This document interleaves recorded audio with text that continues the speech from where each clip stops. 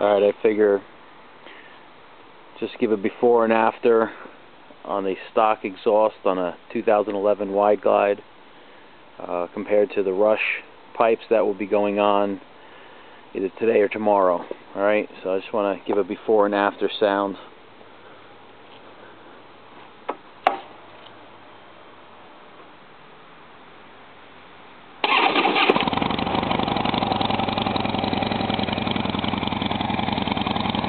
Again, this is a stock pipe.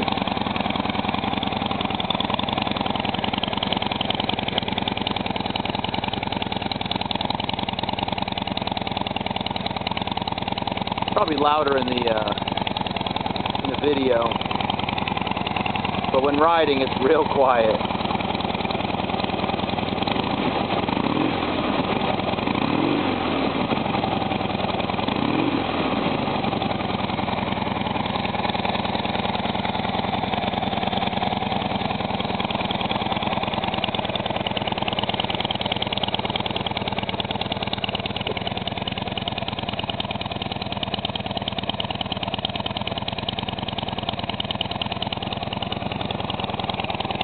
I know it's going to be a big difference when the rush pipes go on.